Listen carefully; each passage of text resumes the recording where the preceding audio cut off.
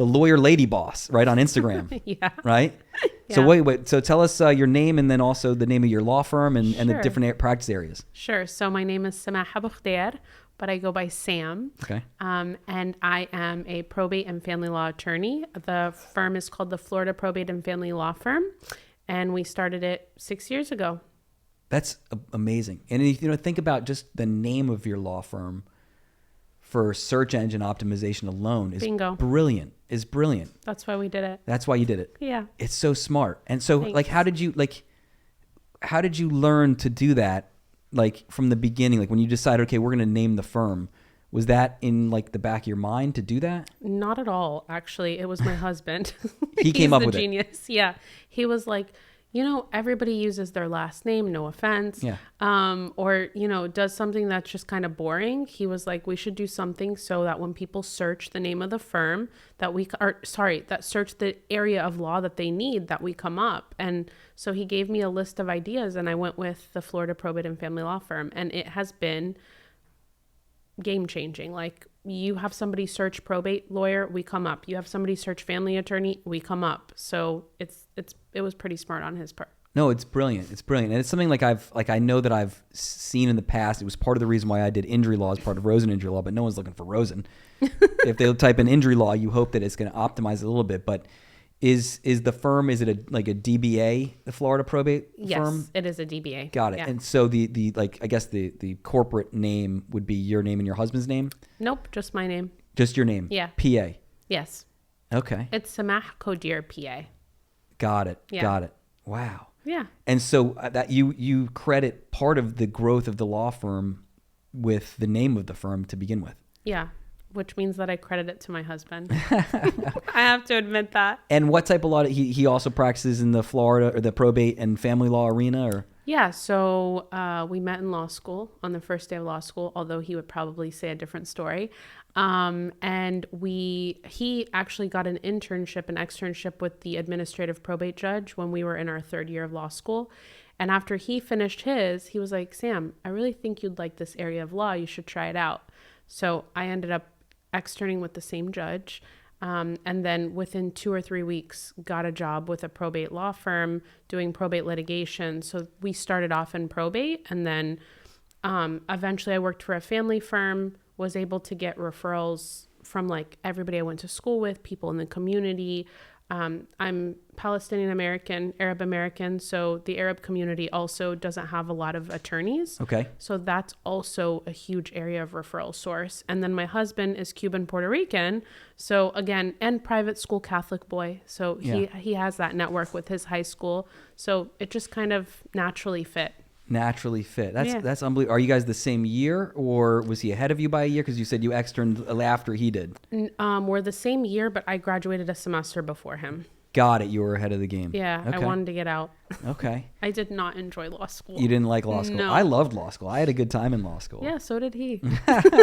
You just wanted to get out and get to work. I studied really hard. Yeah. And I came from, I had to work. Like I was on loans, student loans. My parents, we didn't grow up with very much. So I knew that I had to get out and start making money. And so you got right to work. I did. And then, I mean, like, it's just phenomenal that this business has grown and flourished so much. So tell us, I guess, a little bit more about like, what are some of the other things that you've done as the lawyer lady boss to get your firm to grow and expand the way it has over the past few years? So I have to take it back a little bit. I did not want to start a firm. I never saw myself starting a law firm. I actually went to law school to do like human rights law, more nonprofit sector. That's where I thought I was going. And then when I got that externship with the judge, I was in her courtroom and an attorney came in and he was like, I want you to start working for me. I had made one comment, and I guess that comment just stuck with him, and he was like, you're going to come work for me. And I told him, I'm like, listen, I'm already externing for the judge. I'm working for one of the professors. Like, I don't have time. And I'm taking, I think it was 18 credit hours to just get done. Yeah. But eventually he sold me on the idea, and that was my first, I got that job as a law clerk. And then after I passed the bar immediately that summer, I started off as an associate with him. So my idea was to be partner at a firm, didn't think anything of it. Never took a business class in my life. I'm a food stamp and Section 8 housing baby. Like, I didn't think anything about business. My parents don't know anything about business. If anything, my dad said, I don't know if you should start a business. This is kind of risky. So I was offered partnership at one of my last firms that I was with. I didn't like the deal.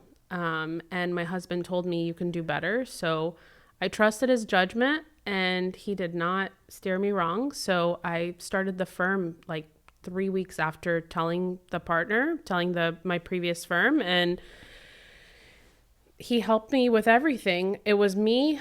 I had a small book of business that I came with. And then I had a part-time law clerk. So it was 1.5 employees. And now we're somewhere in the 30s of employees. And so I guess what I would say is I networked like a beast. I tried to sponsor as many events in my community for people like me, people that I knew, to try to bring in business. And I focused on that. But I also not only did the networking, I was, answering the phones. I was answering the emails, going to court. I mean, I was doing everything, researching, doing everything. And I realized I'm not going to grow if I keep doing 10 different jobs. So I slowly started hiring, and then found a retiring family law attorney who wanted to sell her business but keep practicing. And so we talked to each other, and I told her, I was like, I don't have the money to purchase your firm, but I'm going to make it happen. And she was like, but I want to keep working. So you get my firm, but you get me too. And she's still with me to this day. She's 84. No way. That's an Yes, unbelievable story. Yeah. That's really like inspiring, right? From like where you started, and then the law school, and then obviously the opportunity of getting partner, and it just wasn't the right deal. And so at the time, was your husband had his own practice? Still does. Still does. Yep. Okay. But you guys combine the law firms together. He has transferred the majority of his cases over. He's wrapping up the last, I would say, 50 cases, and then he's all mine. Wow. And then you have this this woman who's been working with you, and she kind of sold her practice to you, and she's been there and staying busy. She still works. She still works. So she was one of the founding members of the Collaborative Law Institute. So she works on our very high net worth collaborative family law cases. So she comes and works on whatever cases she wants. She tells me, Sam, I'm going to work on this one. I'm going to work on that one. And she also supervises. She also mentors attorneys. She's fabulous. I love Brenda Shapiro. What a cool story that that you kind of recognize. And I guess like all small business owners, I think they need to recognize this at some point. And there's a book, I think it's called The E-Myth Revisited. I don't know if you read it, but it's the idea that like there is the entrepreneur, right? You're an entrepreneur. There's the business owner that you initially, like you were saying, you were going out, you were doing the sponsorships, you're going to the events, you're networking, you're making the phone calls, you're doing the legal work. Eventually you realize there's no way to grow if you just keep doing all of it. You can't wear all the same hats. Correct. Right. And so is that, how did you decide what it was that you first needed, I guess, shift out of under your umbrella and start getting help, like delegating it out? I've never really been a sleeper. But I realized that when my anxiety and my stress was like at an all-time high, which I think most lawyers were naturally stressed and we naturally have anxiety. But I think that once I got my book of business to be in the hundreds of cases, I realized that it was just not physically possible for me to continue holding each hat, right? And then I found out about a coaching program called How to Manage a Small Law Firm. Wasn't planning on joining them. I actually they had like an ad on Facebook, and it was to create a business plan. And I was like, that sounds smart. I should probably have a business plan. So I went to their seminar, learned how to do a business plan, and they sold me on coaching. So they are also part of the reason that have pushed me. Some of the coaches in that program have pushed me to say, Sam, you should have hired this associate 5 months ago, kind of thing. So they've also shown me, okay, when you're at this capacity or when you're at this budget or whenever this happens, that's a sign that you got to keep going and, delegate and stop doing everything yourself. So have you stuck with How to Manage a Small Law Firm since then, and you're still a member and they're still working with you and helping coaching you and stuff like that? Yes, but there is a difference. So I've been a member, I want to say like 4 or 5 years now. Okay. The difference is at the revenue levels that we are at now and the team amount and, everything increasing, we're in different programs with them. So I'm not getting the same coaching that I was before, but I'm in different groups. So they're like subset groups where they're called, I'm blanking on the word. Like little mastermind groups within the firm, within the group. Yeah, that's exactly. In other words, are there other like-minded attorneys in a similar position with similar revenue, and you guys are kind of brainstorming? Correct. And then is there a coach from this How to Manage a Small Law Firm that's part of that group like thought process? He's the CEO of the company. The CEO. So I know. I forget the guy's name. So it's not Arjan. It's not Oscar. Arjan. Okay. It's Oscar. So Oscar's run like billion-dollar companies. So he's the one leading the conversation of 15 law firm owners. We come together 3 times a year. We discuss issues that we're having at our firm. We brainstorm. We go around the room and we give suggestions on how to fix it. And that has really, really, really helped us. That's one of the mastermind groups that we're in. We're in several. So not just with How to Manage, but there are other ones that we also do throughout the year. And I think at the level we're at now, thank God, those are the types of things that have really helped us grow. I love it. I think it's fantastic. So like one of the things when I was with my prior law firm, they had a company called Atticus. Yeah. And Atticus helped them grow to the size that they were, this very big law firm with tons of lawyers and, big cases and major revenue. And so I was exposed to the Atticus program, and I had a coach there, and I would kind of talk to the person probably once a month, maybe once every other month. And when I left to open up my own law firm, I reached out to Atticus and said, hey, I want to have some continued coaching. And so I still use a coach from there to this day. Oh, that's great. Yeah, and so it's funny because people don't realize, I guess, a lot of the lawyers that are watching that are like killing themselves. And they're overworked. They're not making enough money. They're stressed out. There's so many of these little things that there's a different way to do it. And I think like it's really helpful to have a coach or someone, a mastermind group that you can work with that have been through it, and they can also kind of guide you through the process. Like you shouldn't be trying to do it all on your own or trying to figure it all out on your own. Like people have done it before. You know what I mean? It's like, how do you climb Mount Everest? Like you find the person who knows how to do it, and they've done it before, and they can show you the way, right? Correct. That's awesome. So you still use How to Manage a Small Law Firm as one of the ways to help you grow. And then what are some of the other mastermind groups, if you want to share, as far as like things that you do to help, run your business? Sure. So there's one called the Windy City Mastermind, who my very good friend Mario runs. He's another member of How to Manage, but he also has his own mastermind group. There's the Mastermind Experience with John Fisher, who's a PI attorney out of... He's great. I know John Fisher. I was part of his plaintiff's mastermind at one point. Yeah. He's a really good lawyer. He's a good friend, and his wife is awesome. She's a judge. I didn't know she was a judge. Yeah. They're great. So we get together with them as many times as we can throughout the year. They have different mastermind groups. I have another one that's over Zoom just for family law attorneys. Yeah. I'm trying to think of other masterminds, but you get the gist of it. And I think that in addition to those mastermind groups, I think my biggest obstacle is money mindset.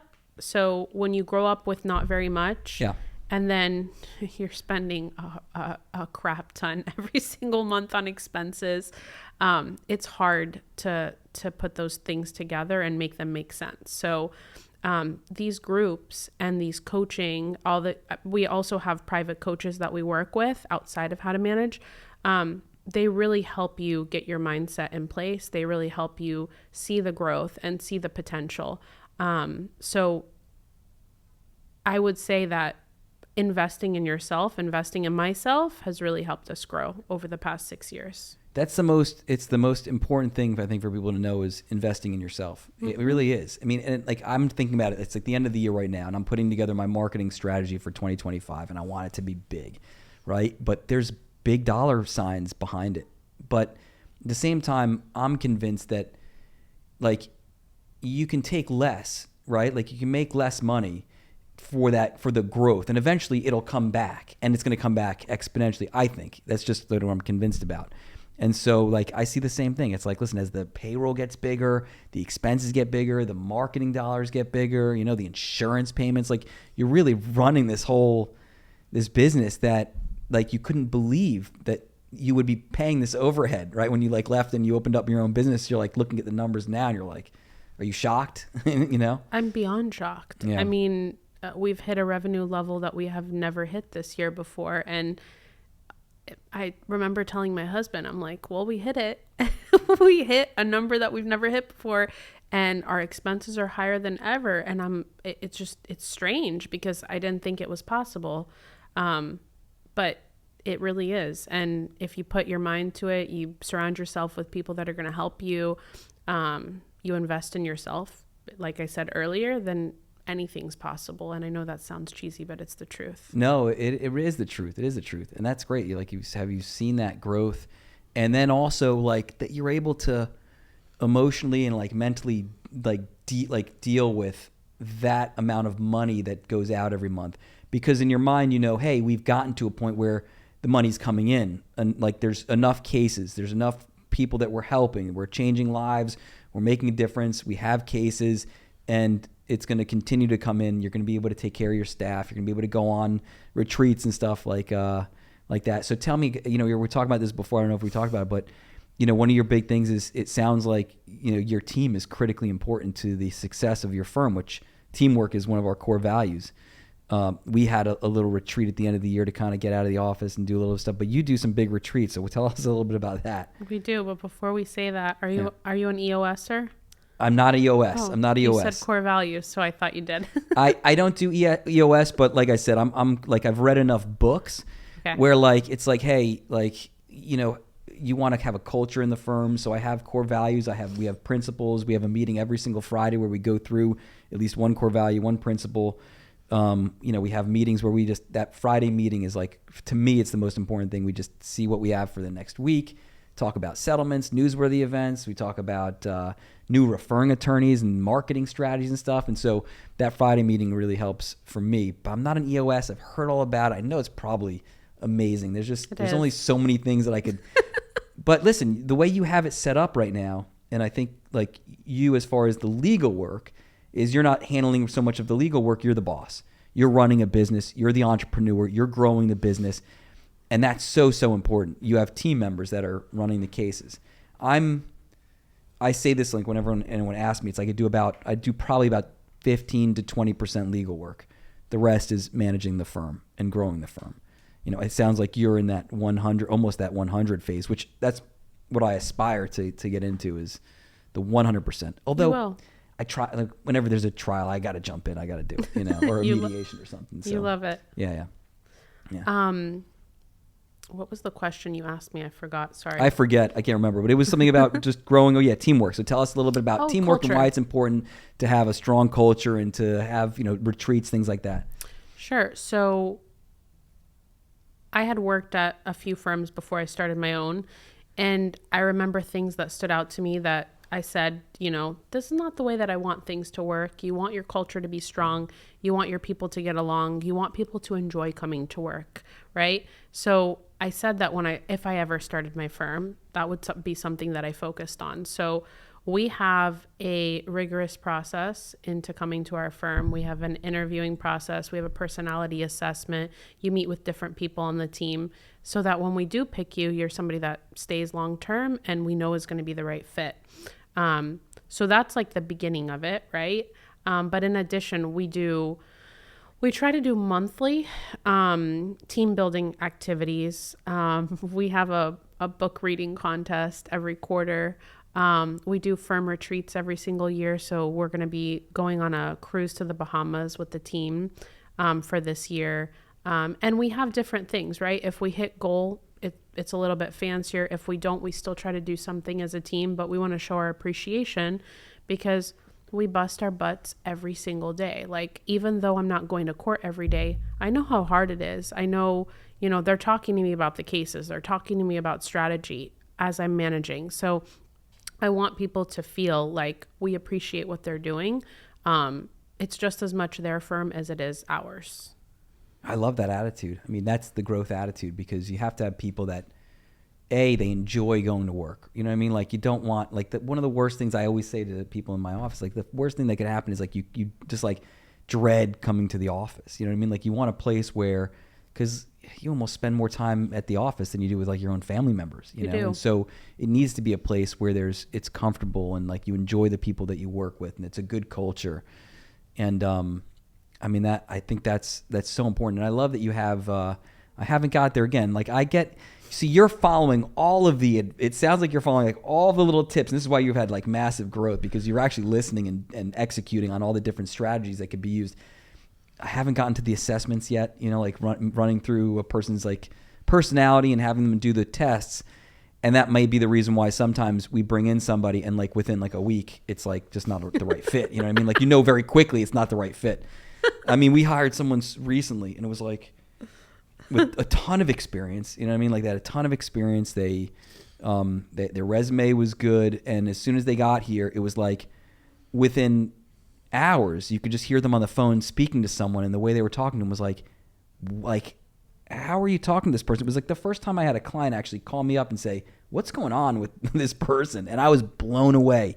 And it was like, unfortunately, that's like it's like immediate. You got to have them. They can't be part of the team. No. You know, and that may have been, fleshed out through a personality assessment, No, it really does help. But I'm going to be straight with you and very honest. We didn't start implementing that, I would say, until the beginning of this year. That's good though.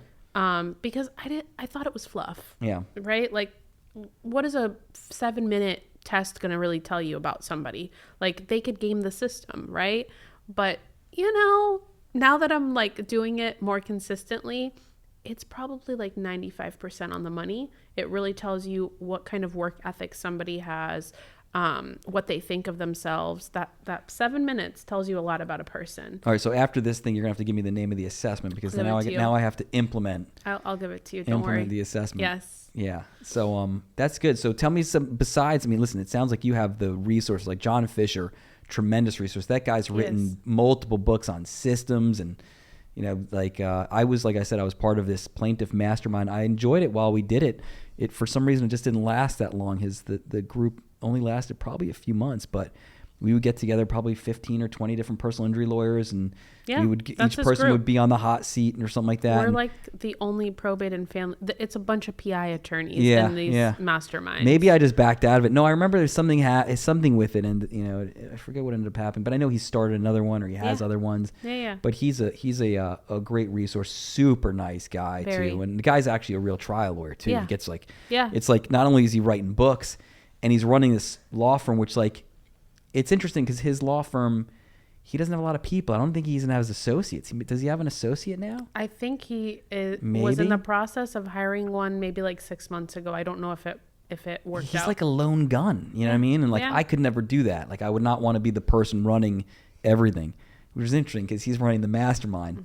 And then all of a sudden you see him like posting up. He's got this big medical malpractice verdict out of New York or wherever he was. So he's the real deal. I mean, real deal. And he's been doing it for a long time. So that's why it's important to surround yourself, I think, with great people, right? There was you ever read Tim Ferriss at all? No. He said a good quote. It's not him that quoted, but he just did a good quote. He says, "You're the average of the people that you surround yourself with." Yep. If you surround yourself with people that are negative, that are, they're not looking forward to going to work, they're not looking forward to improve themselves, like, what do you think you're going to be? You're going to get that energy. You surround yourself with law firms that are like inspired and growing and motivated. You're going to have 8 different offices throughout the state of Florida, and growing, which is awesome. No, thank God. I mean, I think that has really helped us, surrounding ourselves with people who practice different areas of law, but can give us sound advice and can help us take the risks that I'm too scared to take most times. And also reset our focus, like reset our minds, because we work so hard every single day. And I failed to mention, I had a kid last year. I had a kid this year. Yeah. So you're literally a superhero. No, you are the super. So no. I think it says it on your Instagram. It's like entrepreneur, lawyer, mom, business owner. It's got like a list. Yeah. And I teach twice at FIU a week. And you're a professor. I saw that. You're a professor. It's a little crazy, but you know, like your mind suffers through a lot of this. And I say it in a negative way because we go to work every day, we bust our butts, and we're drained by the end of the day. And then you have families that you go home to. Yeah, you see your people at work more than you see your families most of the time. But it's just hard. And so what we've also implemented, my husband and I, is going to like retreats and they're business minded, business focused, or taking, time to ourselves every quarter at least, so that we can refocus, reset, and then start all over again. And we just did that this past weekend. We had it's called Iron Sharpens Iron. It's through HTM, where they brought some guest speakers and they were able to talk about health, talk about growing the business, talk about financial planning. But it really helped me reset. I stepped away from the kids for a little bit. I don't step away from them very often. I'm a little bit scared. And it helped us refocus for 2025. And we walked out of there with a list of things that we need to do. I love it. Yeah. I had a meeting or a coaching call with my person from Atticus, and I talk usually twice a month, maybe once a month, and then what I do is I'll try to pick a team member to have that hour with one of the team members. But I mean, it's just always so good to bounce these things that are in your mind, like I'm planning to do X, Y, or Z, or you're having some issue with an employee, or the employees are having whatever's going on. Like my initial thoughts may not always be the right. Not a lot of times it's just not the right decision, or, hey, slow things down, maybe look at, different angles. I think it's so important to have that, I don't think a lot of lawyers do it. No, I think that a lot of lawyers are not business people, so they don't know how to run a business. They just know how to go to court, work a case, research a case, bring in a client. And if your focus is on building a business or building a firm, you got to step away from that. And you've got to be able to invest in different things to be able to get to the point of where you can spend time with your family and not feel guilty about it, but still be running a multi-million-dollar empire. Yeah, yeah. That was always my dream. My dream was to be able to build something, right? And then also be able to have the time to spend with your family and do all this stuff. I remember I left my prior law firm. One of the things I was working a lot. Like early in the morning, very late at night, through the weekends. I'm trying cases left and right.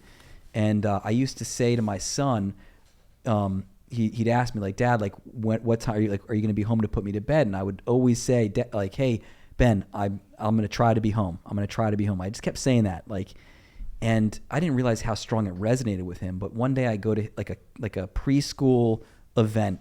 I was able to get over there, this preschool event, and they had these pictures on the wall that the kids drew. And the question was, what do you love most about your dad?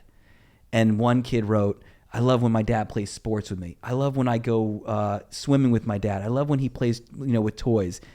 Ben wrote, I love when my dad says he's going to try to come home early. And I read that and I was like, my heart. I read that and I'm like, did he really wrote that? And it was like this major eye opener that it was like, dude, like, yeah, listen, like being the best lawyer and grinding away and doing all this work and doing all this crazy stuff. Like at the end of the day, like you only got one shot at this life, And so that was a huge catalyst to making a decision that something needed to change, and that's when I decided to, probably shortly after that, was, hey, I'm going to leave, and you know what? I'm willing to make less money, but I'm going to work on my own terms, build my own team, be able to do my own thing. And that was like a major, major eye opener. You just made me tear up. Yeah. Well, listen, Sorry. It's okay. It's okay. When I think about it, it makes me tear up a little bit, but it's true. It's true. And it's some of these things that I think also, like, even as a business owner, right? Because that was me as like the trial lawyer, litigator at this firm, and you're putting in unbelievable hours. Like it could happen again, And the question is, how much do you want this business to grow if you're still sacrificing the time that you have with your family and your It's like, for me, I put a notice of unavailability for like all of next summer. Right? Good. Like, literally just, Good. I'm out. Okay. Do not bother me. You learned from Ben. I've learned from Ben, and so that's the plan is I'm just going to make sure my time is clear. I closed the big thing that we do for the office whenever we have a great year Unfortunately, we've had great years as we closed the Thank office God. for that last week of the year. So office is closed. I mean, we'll have Awesome. people be answering the phone from like Lex reception or like one of our backup phone people. We have Smith AI. Yeah, Smith AI is great. Yeah. Yeah. So I mean, you're getting all the tools. Are you on Maximum Lawyer? I am. Yeah, Maximum Lawyer is great too. Yeah. Yeah. There's a bunch of Facebook groups. Maximum Lawyer is a good one. There's Lawyer on the Beach. There's Miss Esquire. I'm not part of. I can't get into Miss Esquire. I'll be like, they won't let me in. No. No. But no, listen. I think that's such a great group, and I know a number of women that are a part of it, and I think it's just great that everyone's helping each other out. I think Lawyer on the Beach is very good. I do like. I think Maximum Lawyer is also just a huge resource. I mean, there's so many little things that you pick up from all those people, and I think John Fisher and some of the other folks are part of that. Yeah.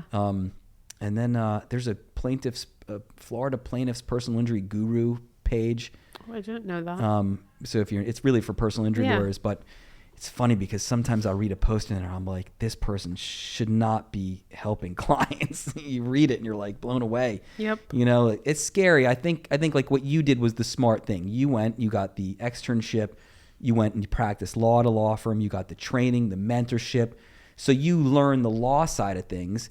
You picked up a few of those good habits, and then you also saw the bad habits that you didn't like, and then you open your own business. Having the lawyer background. I think there's a lot of people that they try to jump too soon. They leave school, and it's like some of them survive, some of them thrive a lot. But some of them don't, and some of them are just really grinding away and killing themselves. And I think sometimes it's a little bit scary if you don't have that training. I went to a law firm because I wanted to be the best possible trial lawyer I could ever be. I want to walk into a courtroom and be able to go up against anybody, and be able to put the evidence on, pick the jury, cross-examine witnesses. And that's that 11 years of sacrifice or longer before Ben opened my eyes and said, Dad, it's time to change, Do you regret it? Not at all. I don't regret it. I mean, I can't regret it. It was like more of it was a gauntlet, and that law firm, I owe so much to them. They're like family, and they taught me so much, and they're still my mentors. I still stay in touch with them. Good. I would still send them cases. They'd send me cases, and it's just a great relationship, and I owe them so much. I mean, you can't even Nova. Where'd you go to law school? FIU. You were at FIU, yeah. Mm-hmm. So. And you owe so much. You give back too. You're a professor there. Yeah. It's not like you're a professor there because they're paying you a ton of money. No, definitely not. It's a sacrifice. It's a huge. Is it an adjunct position? Yeah. So I started off at the law school. Yeah. When I started teaching 6 years ago, and then I switched over to the honors college. So I actually teach honors freshmen. And so I teach twice a week, and I teach them about the law, and I teach them about juicy cases that are going on in the news, and I teach them about what happens if you don't have your estate planning in place, your grandparents, your parents, because they're 17, 18, 19 years old. So they don't understand anything at this point regarding this stuff unless they see Britney Spears, a guardianship, that kind of thing. Or what's popular right now, the whole Diddy thing, domestic violence. Yeah. They'll ask me questions about that. So I tell them how it works with Florida if it were to take place in Florida. And it's really cool to see you mold, your brain doesn't stop growing until 25, 26, right? So these are 17, 18, 19-year-olds. It's really cool to see what you're doing, how you're affecting them, how you're teaching them. And just, they've been sheltered their whole lives usually. And when you just give them tidbits of information about the law, you might have some of these students become lawyers, and you're the reason that they're going to become a lawyer, even though I usually tell them not to. Why does every lawyer tell somebody else don't become a lawyer? It's like a weird. Because of the 11 years you just said. Yeah. What people don't realize is it is a tough business. It's a tough practice. It's very, very draining. There's a lot. It is. Someone once said it was like who would ever want that? Where you have these deadlines that are ticking time bombs, and it's you're literally walking on a minefield, as your business, It's scary. And my husband and I, my students ask me, or my husband says, or somebody asks my husband and I, if you could go back in time, would you go back to law school? And I don't know if I would say yes. I love being an entrepreneur. I love being a professor. I love running the firm. I like managing. I like the business side of things. But for the reasons that you said earlier, I don't know that it's hard to be a mom. Yeah. Raise your kid. I'm at home with my kids and working, and it's just really hard. So I don't know. It affords us the life that we want. It affords us the ability to give back to the community. It gives us what we need. And we're happy now. But I would say in the beginning when we were practicing and we were practicing for other people, it was really hard. And I don't know if I could do that again. Yeah. Yeah.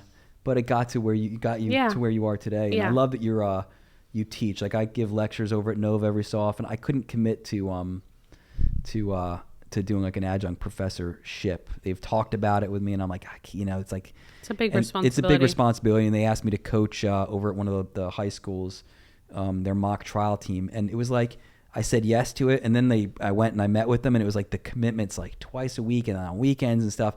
And I had this big trial coming up like a month ago. And I was like, I can't sacrifice, like this trial is a trial of a lifetime. Mm-hmm. And I can't sacrifice like this client for doing this with the students because I need to focus. Like I knew the amount of work it was going to take to get, to try that case. Maybe one day. I mean, listen, I love teaching, so like I do the internship. There's the American Heritage Pre-Honor Society. So they do an internship here. Yep. Do you have them? Do you host them ever? Or no, but I'm pretty sure my friend teaches there. Yeah. Really? Yeah. Yeah, you can. It's really fun. I mean, it's great. It's like this internship program where the students get to go to a number of different law firms, just be exposed to different types of law. We do like a trial program here in our. This was a mock courtroom at one point, and then we just turned into a full-on social media studio. There was we had a judge's bench and stuff, and that's at really first, cool. But yeah, I think this became a little bit better of use of the space. We weren't trying a lot of cases in here, but we're doing a lot of podcasts and having great guests like you. Thank you. Yeah. So that's tremendous. So what other I guess strategies? How about online digital stuff? Are you doing social media now? We've been doing social media. We've had a social media manager for the past 3 years. So we're on all platforms: TikTok, Facebook, Instagram, Pinterest, LinkedIn, Twitter. YouTube. We're on pretty much everything. The only part of the business that I did not really understand was the marketing side. Mm-hmm. So it has been my mission over the last 1.5, 2 years to understand marketing. So I have been meeting with experts, been going to conferences, reading as much as I can.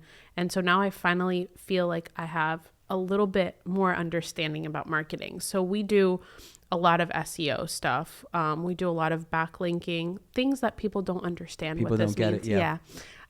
But the beauty of it is when I want to learn something, I go all in. And so I decided to research. I decided to understand this because I need to understand how it's going to affect the firm and what approach and what strategy we want for the upcoming years. So we do like blog writing.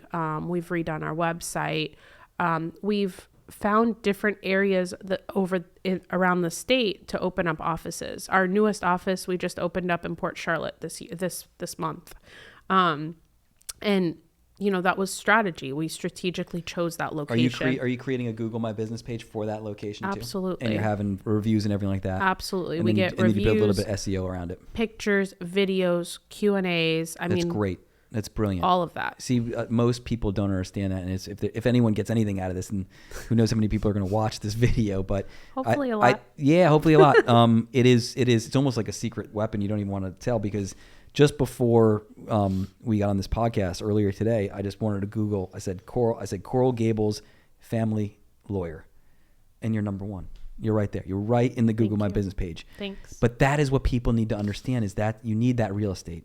Because, and especially whether it's personal injury or, I think any area of the law that's personal injury, you got the billboards. But again, I can't compete with Morgan & Morgan. I mean, they're spending their marketing budget. Yeah, their marketing budget's outrageous. A lot. Yeah, but there are arenas that you can compete, and there are ways to distinguish yourself, to differentiate yourself, to be the better, the better suited fit for whoever it is, you know? No, absolutely. And you're right. If anybody gets anything out of this podcast, you need to focus on your marketing. If you're a business owner, it doesn't even have to be a law firm. You just need to get your SEO in place, your GMB, and it takes around 9 months for it to start hitting. Yeah. So if you start now, it's going to hit third quarter of next year. Yeah, you got to get it going.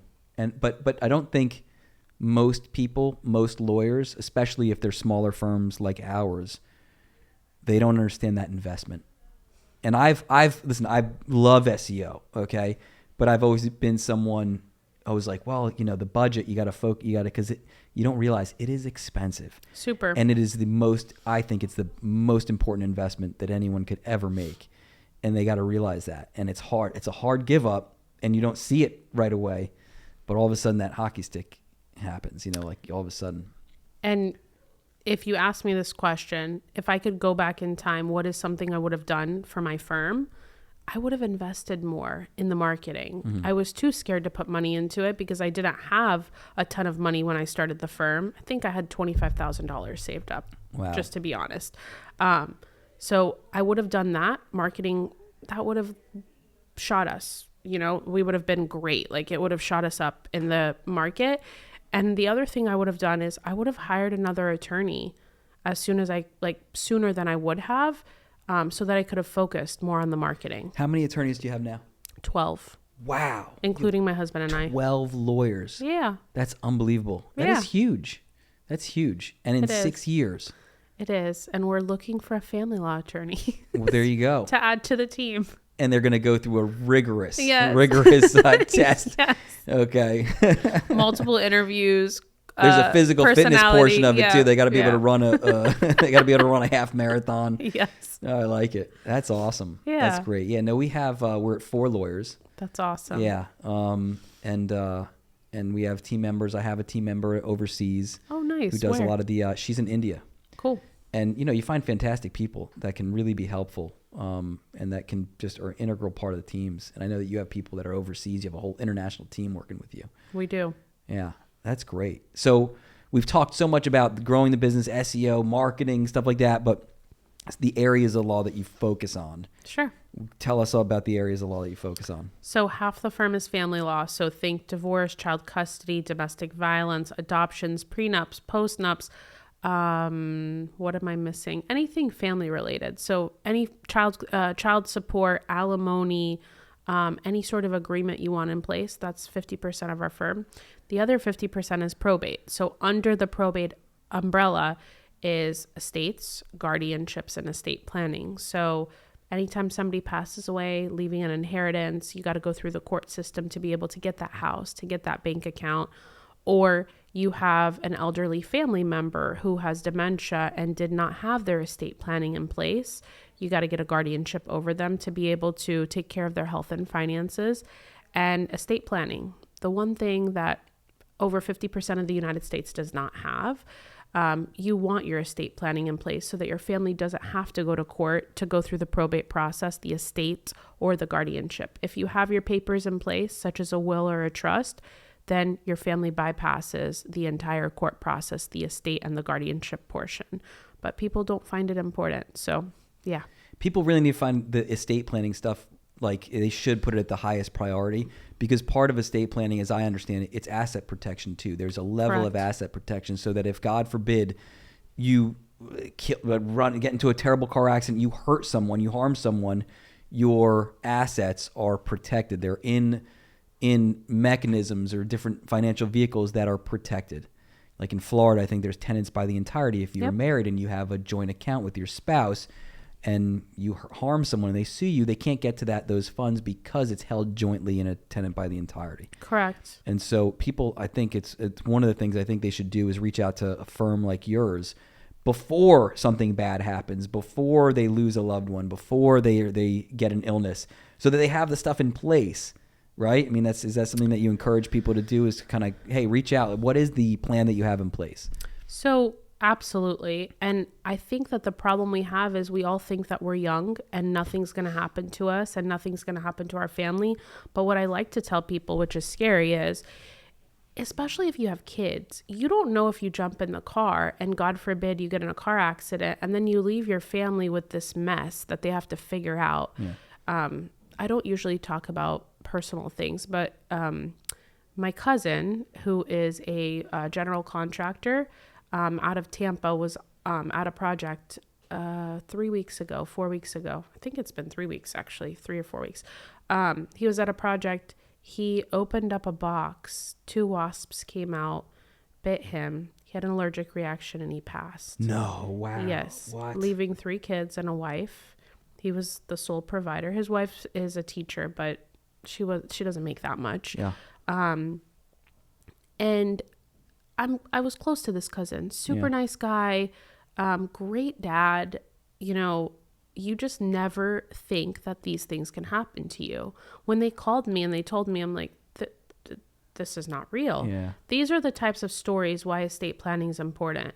Now his family is trying to figure out everything that he left, right? He didn't have estate planning in place. People just don't find a priority or a necessity for it. And the reality of it is your family's going to have to spend a lot of money trying to figure this out and going to court when you could have just left everything organized for them. We don't know when we're going to pass. We don't know how much time we have. You don't want your money to be decided by a judge for your children. You don't want your wife, your husband to have to figure things out. But most importantly, you don't want your money in a guardianship for your kids until they're 18 and then they get a big fat check when they're 18. You don't want that to happen. So that's why it's important to talk to an estate planning attorney to structure it best way for you and your family. Yeah. Well, that's awesome. So how can people reach out to you if they want to get in touch with Sure. the 8 different offices around the state? But what's the best way for people to reach out to you? Sure. So they can email at info@flpfl.com. They can call us at 305-677-5119. They can follow us on social media. My handle is @LawyerLadyBoss. And that's pretty much it. All right. That's amazing. The one, the only Lawyer Lady Boss from Instagram. Thank you. I really appreciate you coming by here. I think this was fantastic. Thank you so much for having there's me. so much good information in this podcast that I know it's going to be very beneficial to people that watch. Thank you. Thanks so Thank you much. so much.